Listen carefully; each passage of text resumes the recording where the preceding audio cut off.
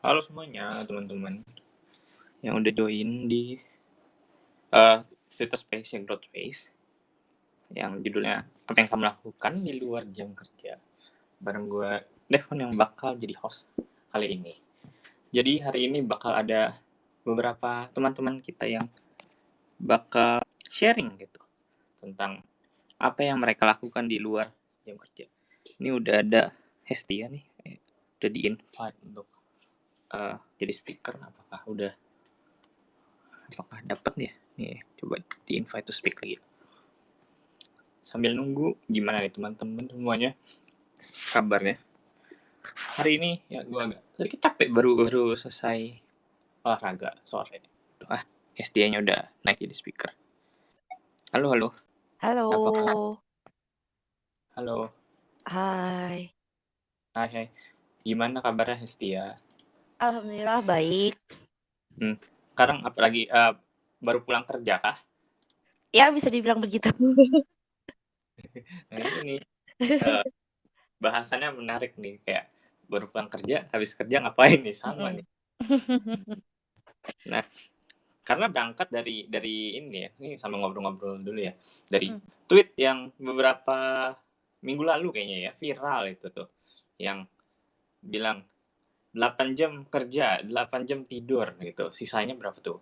Kemarin berapa jam ya? 14? Berapa sih yang dia bilangnya?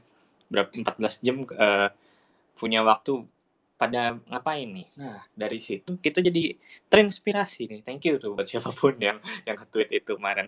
Eh Sebetulnya apa sih yang dilakuin orang-orang gitu, di setelah kerja dan tidur gitu. Nah, hari ini Growth Space gitu, eee, ngundang ada beberapa teman, salah satunya Hestia ini gitu.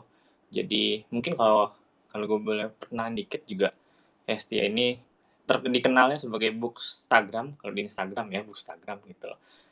Dan juga kerja as marketing ya, full time ya.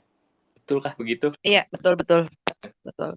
Nah, mungkin mungkin boleh boleh di ini di clear lebih clear gimana sih sebetulnya full time-nya ngapain atau sekarang kesibukannya apa aja dari Hestia? Halo semua, halo teman. Aku Hestia, bisa bisa dipanggil Hesti juga. Jadi kalau pekerjaan full time-nya emang ngerjain pokoknya di bidang marketing gitu. Jadi kerjaannya bikin program penjualan, program marketing untuk produk gitulah. Dan jam bekerjanya dari pukul ya kalau saya lihat dari aturan kantor sih Hmm? dari 8.30 sampai 17.30 gitu. Dari hari Senin sampai hari Jumat. Oke, berarti berapa tuh? 8.30, 9, 10, 11, 12, 13, 14, 15, 16, 17, Ayo, 10. 8 jam. 9, 10, 9 sampai 10 jam ya? Sebenarnya sih kalau dilihat kan sebenarnya 8 jam kan kepotong Hmm. sama Oh, istirahat. oh iya betul. Heeh. Oh iya, jadi kurang lebih 8 jam juga ya emang ya. Ya standar ya begitu. Oke, oke. Nah, kalau di kerjaan tadi mungkin boleh sedikit diceritain dikit nggak nih, apa sih yang dikerjain gitu? Lebih kan marketing ya? Iya iya. Jadi kalau di tempat aku bekerja itu ada satu divisi namanya product marketing. Di Mhm, situ kemudian ada berbagai macam departemen. Nah, aku kebagian sebagai di departemen marketing marketing program dan aku adalah salah satu officer-nya. Tanggung jawabku kurang lebih ya apa namanya bikin program-program penjualan, nggak harus selalu diskon ya, soalnya kalau orang ngomongin soal program penjualan tuh selalu mikirnya ke diskon, tapi sebenarnya nggak selalu diskon, bisa jadi kayak pre-order mmm, atau misalkan bundling dengan produk yang lain gitu, atau ada benefit lain atau bonus-bonus lain kayak gitu. Dan kalau di pekerjaan aku membuat program penjualan tersebut untuk kanal-kanal penjualan secara digital mhm, gitu. Jadi bukan yang produk yang apa bukan penjualan yang tatap muka atau offline atau harus ke kios gitu kan, enggak, tapi menggunakan berbagai macam kanal digital yang sudah kerjasama dengan kami, itu sih kurang lebih. oke, oke. Itu kayaknya bisa menarik dibahas untuk next ini lagi kali ya itu. Tapi hari ini kita mau bahasnya selain, ini jadi marketing itu kan Hestia ini dikenal kayak bookstagram gitu. Nah, berarti ini dilakukan, di luar jam kerja kan begitu. Nah, Iya mungkin iya. bisa di apa ya, dijelasin lagi apakah sebagai bookstagram aja atau ada kegiatan-kegiatan lain nih luar jam kerja? Hmm, jadi kalau aku kan sebenarnya memang secara formal ya, karena udah bekerja full time, formalnya ya tadi kayak aku bilang sih, Senin sampai Jumat dari 8.30, 17.30 itu kan secara formalnya, tapi pada kenyataannya Mhm, aku biasa datang lebih pagi gitu, jadi bisa balik lebih cepat. Jadi kayak pukul setengah 8 biasa aku udah di kantor dan biasanya setengah 5 sore gitu aku udah jalan buat balik ke kosan. Nah, mhm, di luar itu, baik itu pas di hari kerja, misalkan sisa waktu, misalkan aku biasa sih jam 7 malam biasanya udah dengan kegiatan lain gitu. Ya macam-macam, kayak misalnya tadi udah dibilang sama Devon juga kan kalau mau, apa namanya, bikin konten karena kan sebagai konten kreator kan pasti harus bikin produksi konten gitu. Jadi mhm, bikin konten, terus kemudian, kadang juga ikutan bootcamp, ikutan kelas gitu. Terus kadang juga selain bikin konten ya akhirnya buat istirahat sih, kayak misalkan baca buku atau oh ya kalau misalkan weekend malah aku ada pekerjaan lain tuh, kayak misalkan aku jadi aktor atau nge-MC atau ngisi kelas gitu sih. oke oke. Jadi kalau di-recap sendiri di-recap, jadi pertama tadi di luar jam kerja juga ada konten, terus juga ada jadi moderator. Kalau moderator ini juga rutin kah? Nggak selalu sih moderator atau nge-MC ataupun ngisi kelas tuh nggak selalu, Mmm, ada di setiap minggu karena, sejujurnya aku, tiap minggu tuh pasti ada kegiatan gitu, baik itu aku juga bikin, dengan komunitas baca aku atau, apa, aku attend kelas gitu, kan aku juga suka ikut kelas-kelas di luar, karir ya, saya berhubungan sama self development gitu, tapi nggak ada hubungan secara langsung dengan karir, kayak gitu-gitu sih. oh iya itu ya ada komunitas, ini juga ya baca buku baca bareng kah kalau nggak salah ya? Iya iya, heeh heeh. Itu juga, apa apa ya, mengurus komunitas juga gitu ya, berarti ya. Oke oke. Nah, teman-teman yang mungkin baru, berapa yang bergabung, hari ini kita lagi ngobrolin nih, apa yang kamu lakuin di luar jam kerja. Teman-teman kalau ada yang mau sharing juga apa yang teman-teman, lakuin di luar jam kerja juga boleh. Dan hari ini sekarang kita lagi ngobrol-ngobrol sama Estia gitu, yang kayaknya, lumayan banyak kegiatan nih di luar jam kerjanya. Nah, mungkin tadi kan kayak ada beberapa nih, kayak udah ada, komunitasnya juga, ada, konten kreatornya juga gitu, terus moderatornya juga gitu. Kalau boleh tahu nih dari Hestia, kenapa nih, ngelakuin itu gitu loh? Apa karena emang pastilah, suka sama buku gitu, tapi sampai dikontenin gitu, kenapa sampai begitu? Mungkin bisa dijelasin? Itu karena memang udah suka sama buku sih, apa ya, dan akhirnya kan kita juga aku kan hidup di saat sekarang ini juga gitu yang ada media sosial kan, gak cuman kalau aku waktu kecil dulu kan belum ada media sosial, jadi paling Mhm berbagi berbagi keseruan dan pengalaman bacanya itu ya ke lingkungan sekitar aja kan, kayak teman-teman sekolah gitu kan atau mhm orang tua. Tapi kemudian ada media sosial yang malah mempermudah kita untuk bertemu dengan sesama pembaca, yang mhm sekiranya bisa saling sharing keseruan dan pengalaman bacanya. Jadi awalnya sih gara-gara itu ya, gara-gara kayak mhm gemes banget habis baca, terus kayak pingin, mengeluarkan atau mengekspresikan bacanya itu, lalu ya udah kita aku bikin konten-konten itu dengan harapan bisa memantik diskusi, bisa dapat mhm. kenalan baru, dan ya kebetulan akhirnya ya terwujud gitu, dapat teman-teman sesama pembaca, terus akhirnya aku bisa bikin tadi baca bareng, terus kemudian ya dapat macam opportunity untuk, datang ke beberapa acara yang berhubungan sama buku, gitu sih. Berarti kayak apa ya, kayak setelah baca buku kayak gregetan gitu, kayak pengen bahas, terus mau bahas sama siapa gitu ya? Iya, ya kurang lebih kayak gitu perasaannya. Itu menarik sih gitu. Itu dari, segi buku dan komunitas, bukunya gitu. Tadi, sempat juga ada jadi moderator juga, itu berhubungan dengan buku kah? Misalnya event-event tentang buku gitu? Sebagian besar iya, tapi nggak selalu ya. Jadi memang sebagian besar aku biasanya dapat, tawaran untuk jadi moderator atau jadi MC untuk acara-acara yang ada hubungan sama buku, mau itu launching buku, mau itu diskusi buku gitu. Dan aku juga kalau ngisi kelas sebagai narasumber juga nggak jauh-jauh dari buku sih. Ya kayak bedah buku gitu atau misalkan aku ngisi sesi atau ngisi kelas dengan teman-teman mahasiswa, tentang gimana sih caranya membangun minat baca, gimana sih kok jadi bisa nulis resensi, kayak gitu. Oh oh berarti ada ini ya, apa ya, edukasi kasih kasih something-something apa ya, pembelajaran juga ya gimana-gimana. Mhm mhm, betul betul. Oke oke. That's interesting dan mungkin, bentar lagi, bakal lanjut ya ke Happy. Ini ada satu speaker lagi, kita ada Kak Nanda Rela gitu.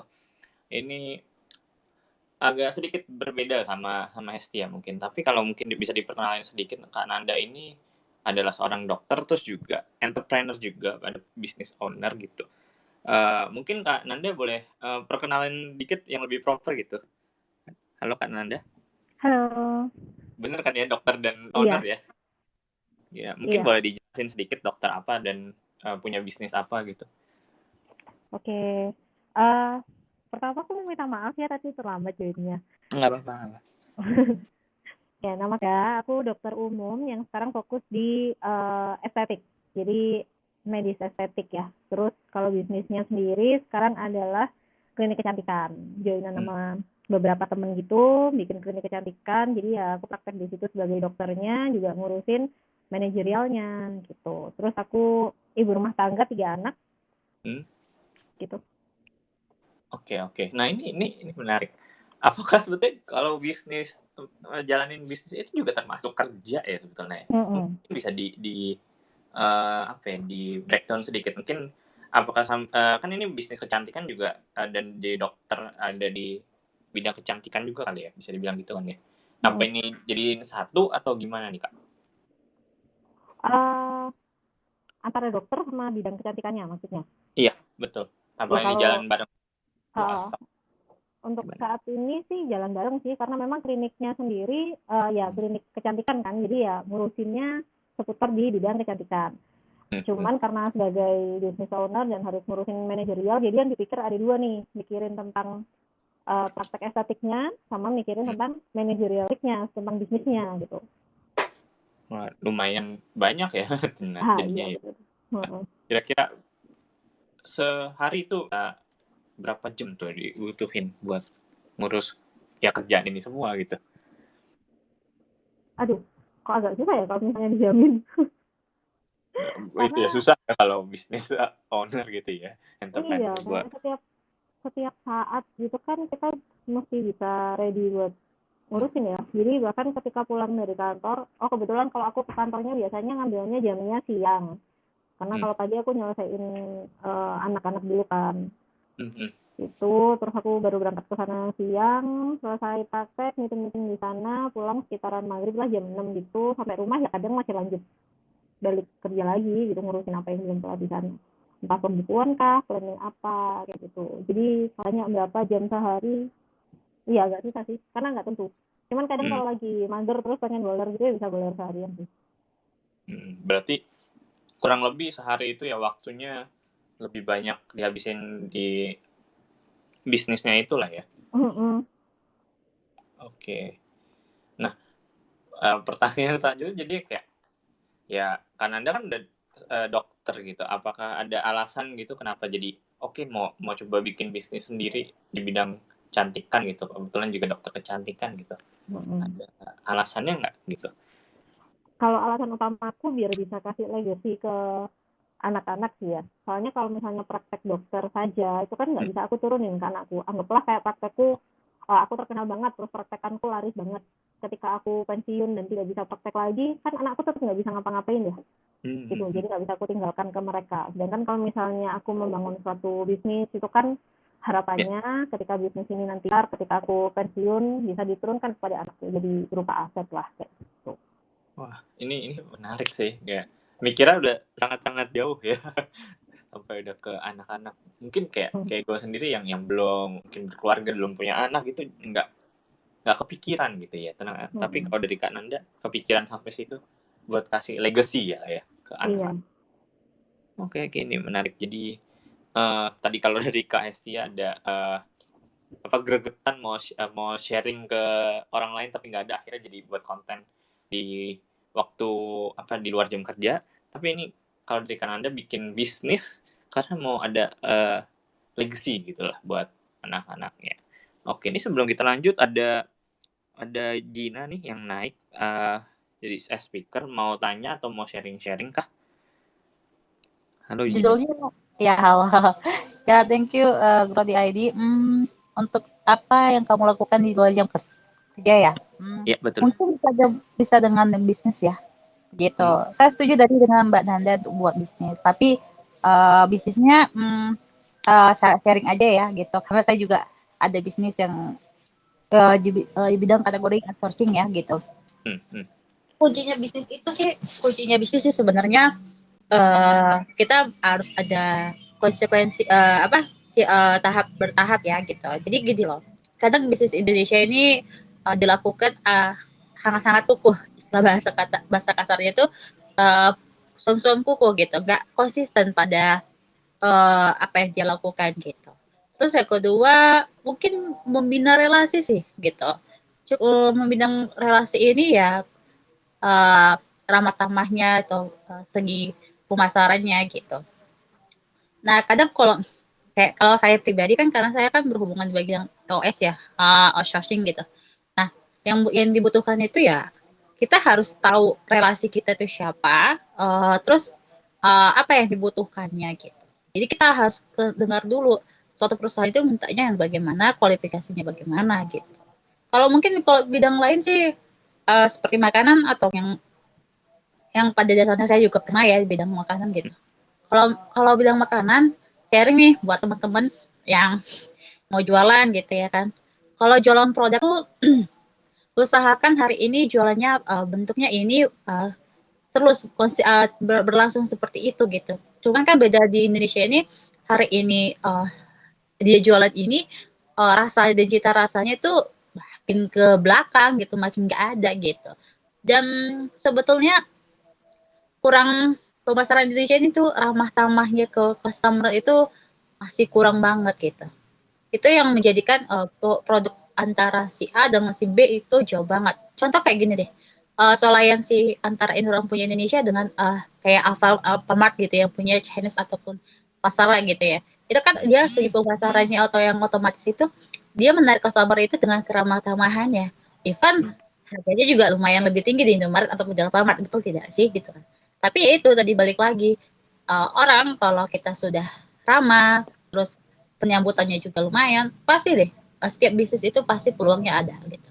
Cuman budidaya Indonesia kan ya tahu sendirilah ya moodnya yang masih merendah, apalagi yang kayak masih muda kayak kita gini itu justru jauh gitu. Oke. Thank you Kak Ina buat sharing-sharingnya. Nanti mungkin kita ngobrol-ngobrol lagi ya. Nah, sekarang mungkin ini buat speaker kita nih, buat Kak, buat Hesti dan Nanda gitu, Kak Nanda. Nah, tadi kan udah ngerjain beberapa gini gitu, banyak juga gitu. Mungkin dari Hestia dulu gitu. Manage waktunya gimana? Atau manage energinya gimana gitu? Ada cara-caranya nggak sih? Gitu. Biar semuanya berjalan dengan lancar lah gitu. Ya, jadi BTW mau ngingetin aja sih karena ini kan Twitter Space-nya ngebahas soal sesuatu yang kita lakukan di luar jam kerja. Jadi better kita sharing-sharing aja kali ya dengan apa sih kegiatan di luar jam kerja yang kita lakukan gitu. Jadi apa namanya? Kalau aku pembagian waktunya adalah aku lebih suka untuk pakai Google Calendar.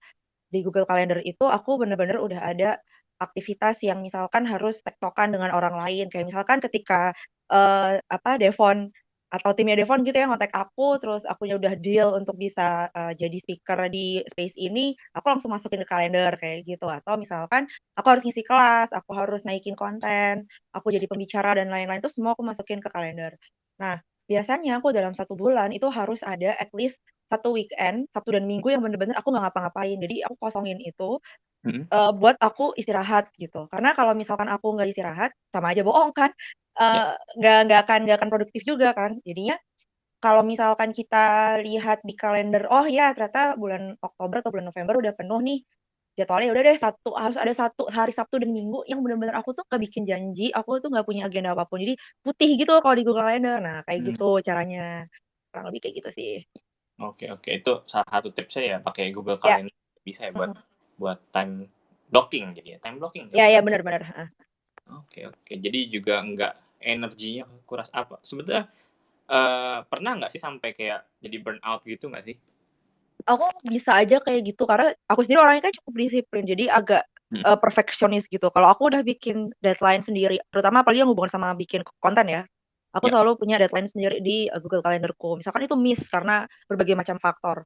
Nah itu rasanya tuh kayak jadi marah gitu loh, karena kok gue nggak bisa sih menepati sesuatu yang bikin kan kalau pekerjaan kantor kan ada sama bos, sama klien kan, sama tim gitu. Sesuatu yang ada sebagian yang aku nggak bisa kendaliin. Tapi kan kalau bikin deadline sendiri kan aku gitu.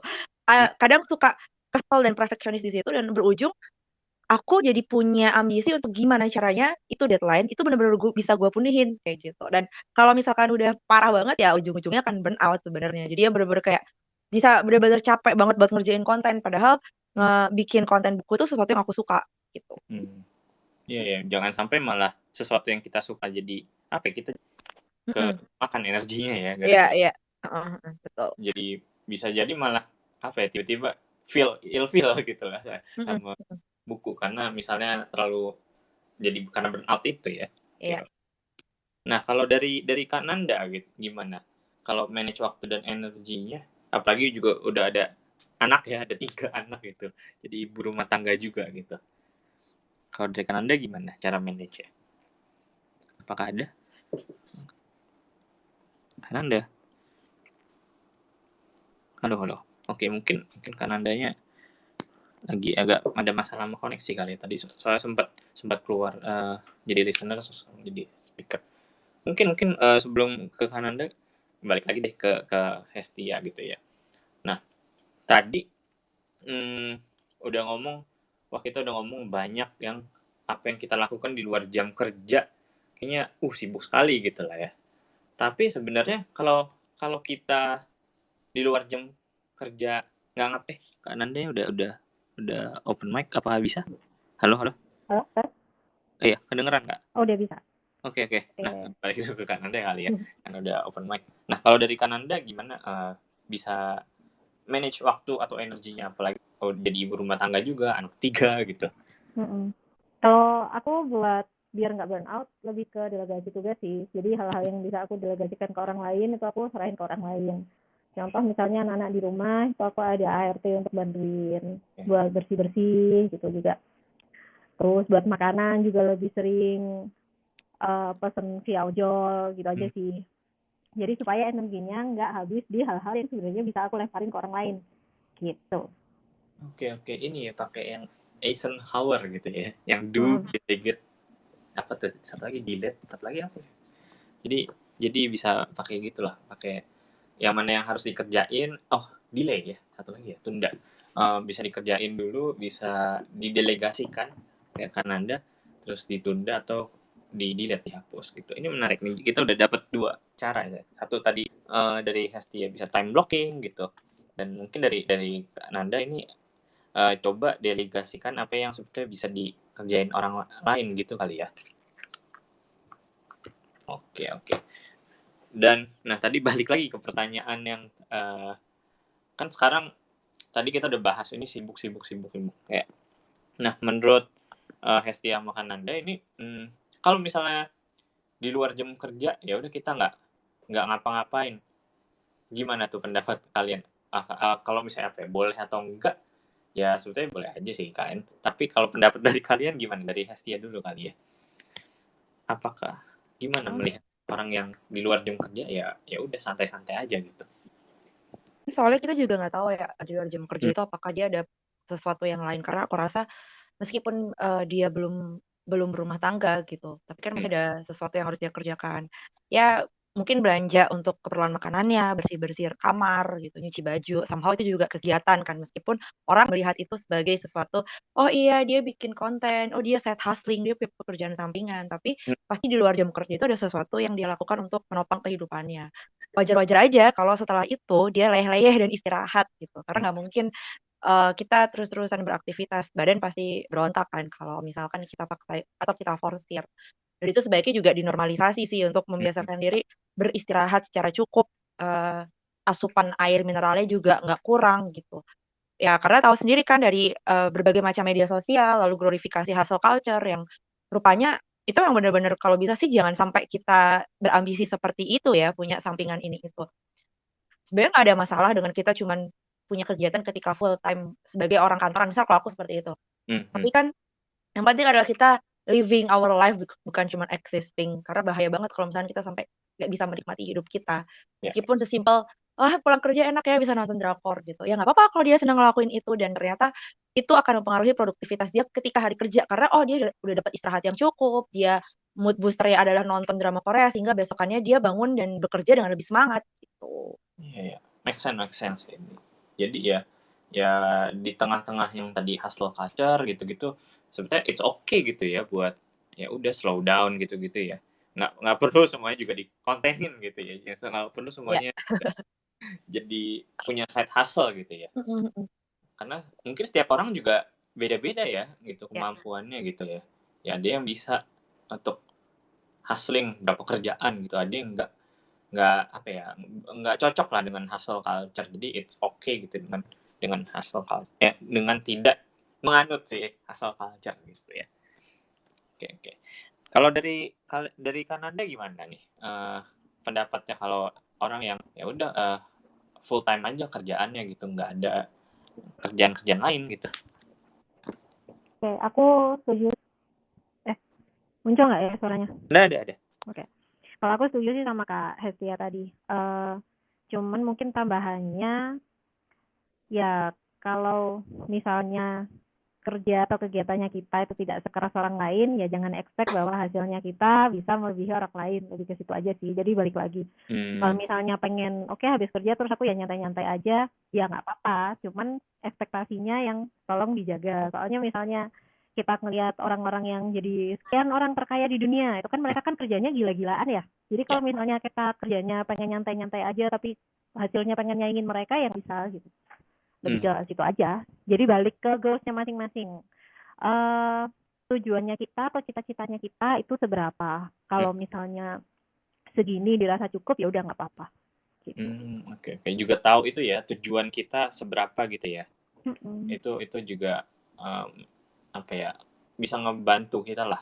Apakah kita masih perlu melakukan bikin bisnis misalnya kayak gitu buat mengejar cita-cita ya. Kalau emang cita-citanya ya punya bisnis atau tadi kayak Kananda mau meninggalkan legacy buat anak-anak ya, maka perlu dong bikin bisnis. Jadi ya dia dikerjain gitu loh. Jadi entrepreneur juga gitu. Oke, menarik. Nih ada Anton yang naik jadi speaker, mau tanya kah atau mau sharing-sharing? Halo Anton. Mau sedikit share. Halo. Halo. Mau sedikit sharing sih, sekalian mau nanya. Halo. Iya. Kedengeran. Silakan. Oke. Kalau aku sih kegiatan, perkenalkan nama saya Anton Setiawan. Saya sebagai mahasiswa. Ya. Aku di sini mau nanya. Kalau kan aku ini intern, dan internku ini di salah satu startup tentang self development. Ya. Nah, tapi itu aku kadang aku tuh belum bisa ngimbangin gitu antara si kerjaan ini sama skripsianku. Jadi waktu di luar jam kerja tuh bawaannya tuh kayak pengen istirahat gitu loh. Pengen istirahat tapi skripsi nggak kesentuh. Okay. Sedangkan aku kalau misalkan fokus ke skripsiku pun magang kerjaan magang tuh jadi under target. Sedangkan bosku itu pengennya on target terus. Karena kan namanya juga startup dan ada beberapa perusahaan yang hustle culture. Nah, kalau dari speaker sendiri ada nggak tips buat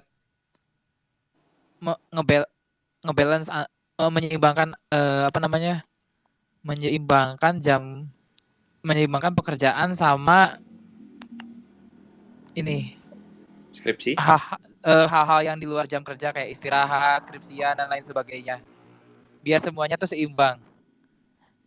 Kalau dariku begitu. Oke. Mungkin gue sum up sedikit. Jadi ini berkaitan dengan time management juga ya tadi ya yang kita sempat singgung. Gimana cara balance ini kedua nih. Mungkin dari Hestia dulu ya, karena kan Hestia juga kerja di korporat terus ada kerjaan sebagai content creator juga. Itu membalance tadi mungkin bisa dijawab pertanyaannya dari Anton kah? Thank you ya Anton sudah bersedia berbagi cerita.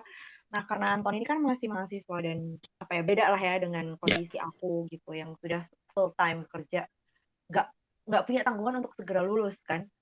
Sedangkan Anton kan punya punya target bahwa dia harus menyelesaikan skripsi supaya kuliahnya selesai dan juga harus menyelesaikan magangnya dia dengan hasil yang memuaskan. Menurut aku, karena aku juga nggak tahu ya bagaimana aktivitas Anton selain magang dan nyelesain skripsi gitu. Jadi mungkin kalau aku sih perlu ada diskusi gitu, entah Anton dengan dosen pembimbing atau Anton dengan tempat magangnya, mau itu atasan langsung, supervisor atau mentor atau siapa gitu lah yang mungkin Anton merasa nyaman untuk diskusi. Nggak ada, menurut aku coba untuk dibicarakan. Oh, saya punya kendala misalkan kalau magang nih, saya punya kendala karena misalkan targetnya terlalu tinggi atau misalkan harus bahkan saya sampai harus bekerja di akhir pekan misal seperti itu. Ada nggak sih caranya supaya saya bisa tetap menyelesaikan kewajiban saya sebagai mahasiswa? Nah, kurang lebih bisa diinformasikan seperti itu sih pihak tempat magangnya. Kalau buat aku, mungkin aku nggak tahu lagi ya apakah perjanjian magangnya Anton ini memang sesuai yang sudah disetujui gitu. Karena ngomongin soal magang, aku jadi teringat beberapa publikasi soal eksploitasi anak magang gitu. Aku khawatir aja, cuman hanya karena dapat kompensasi berupa sertifikat magang atau nanti bisa menaikkan nilai CV-nya gitu, sehingga kita jadi lupa bahwa harusnya aturan magang itu cuma sekian jam loh dalam sehari dan harusnya dapat hak ini itu. Itu mungkin perlu dicek lagi ya, jangan sampai kita terlalu lupa sama hal itu sampai hak yang sebenarnya harus didapat malah nggak dapat gitu. Jadi itu sih saranku, komunikasi sama orang yang Anton percaya supaya nanti sama-sama bisa ketemu jalan tengahnya. Kalaupun ternyata dari pihak kampus mengatakan, ternyata ya sudah step-stepnya bagaimana kayak gitu. Kalau aku dulu kuliah itu kebetulan aku kuliah di Surabaya dan aku magangnya di Jakarta. Jadi waktu itu target aku adalah gimana caranya biar selesai. Aku bukan lebih cepat, aku tepat waktu kuliahnya sehingga nggak usah bayar kuliah lagi gitu. Jadinya itu yang lumayan bisa menjadi motivasi aku karena aku nggak mau bayar kuliah lagi gitu. Main banget kan nambah semester hanya karena masukin skripsi gitu. Memang waktu itu aku waktu itu magang itu tidak aku magang dulu baru skripsi karena aku tahu bahwa aku nggak punya kapasitas sebesar itu untuk menjalankan keduanya bareng-bareng gitu. Jadi at least lebih baik Anton bicara aja dulu. Itu sih saran dari aku. Nah, dari penjelasan dari Hesti tadi tuh ada benernya juga. Karena aku juga sebenarnya makin kesini tuh makin sadar kalau aku tuh sebenarnya nggak punya kapasitas seperti itu. Jadi lebih dari kejadian ini juga aku lebih ke sadar diri dan nemuin diri bahwa ternyata nggak bisa nih kalau aku membagi-bagi fokusku sama memecah fokusku ke dua hal itu. Dan sebenarnya magang ini bukan magang di kampus, ini tuh magang di luar kampus. Cuma memang aku tertarik tuh karena ada hubungannya sama self development kan. Cuma ya makin kesini ternyata pressure-nya tuh lumayan dan bos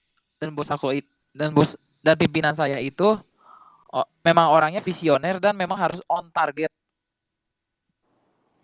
Saya sudah sempat membicarakannya, tapi ya bos saya cuma bilang ini skripsi itu kewajiban, tapi target saya itu harus terpenuhi juga.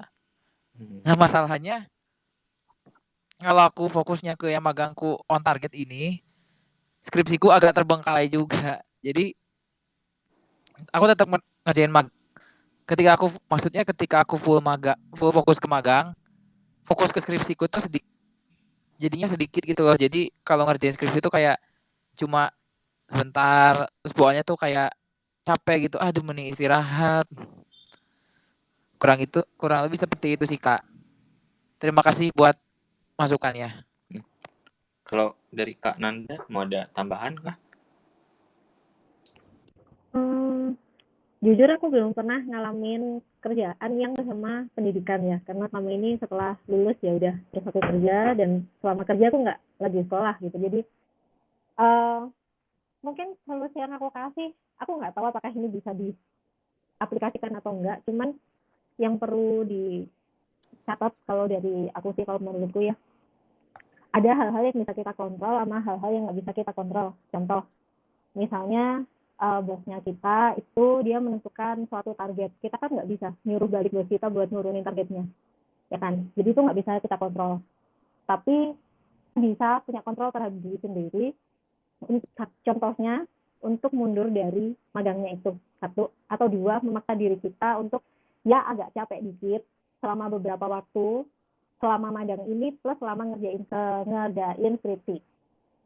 Tuh, yang memang akan nggak enak. Cuman kalau menurutku itu suatu opsi sih, balik kayak yang aku omongin tadi ya, kalau misalnya kita ingin pencapaian kita tinggi, bisa jadi memang yang harus kita kerjakan itu jadinya lebih berat, pengorbanannya jadinya lebih besar. Tapi kalau misalnya kita pengen jadi agak santai, ya berarti ekspektasinya yang mesti diturunin. Bisa jadi skripsinya memang jadinya lebih lambat, atau magangnya yang jadi nggak optimal. Itu sih, jadi kayak ya pilih salah satu aja, mau lebih banyak di effort, atau lebih banyak di waktu. Maksudnya jangka waktu buat ngerjain skripsinya jatuhnya lebih mundur. Gitu sih kalau menurutku. Oke. Jadi lebih ke pilihan gitu ya, Kananda? Kalau menurutku gitu ya. Ya, apakah banyakin waktu buat skripsi tapi resikonya magangnya nggak optimal, nggak on target, dimarah-marahin bos dan segala macam. Atau kita kejar magang kita, tapi resikonya kita lulusnya lebih lama lagi, harus bayar UKT lagi dan sebagainya. Atau pilihannya ketiga, tetap ngerjain skripsi, tetap magang, tapi kitanya jadi lebih capek. Oh, oke. Oh iya. Oke, makasih Mbak buat masukannya, Mbak Nanda. Oke. Thank you Anton buat pertanyaannya. Ini yang gue dapet sih, jadi ya ada ini ya, prioritas gitu loh. Jadi mengukur prioritas yang mana juga gitu. Terus juga mungkin ada mengatur energi kita gimana juga gitu loh, dan bisa tahu gitu kemampuan kita itu sebetulnya seberapa sih gitu. Jadi mungkin buat teman-teman yang bukan cuman dalam konteks lagi kuliah, tapi juga di waktu kerja bisa atur juga gitu. Kalau misalkan di luar jam kerja mau ada kegiatan-kegiatan lain, mau itu bisa juga tadi bikin bisnis lah, mau jadi content creator lah, atau mau sekolah lagi mungkin bisa gitu, atau belajar self development gitu kali ya. Nah, ini mungkin kita coba ke konteks yang lebih besar, bukan cuman di kuliah yang tadi Anton tanya gitu ya. Mungkin kalau ada beberapa teman-teman kita yang merasa kayak rutinitasnya padat, udah hustling gitu.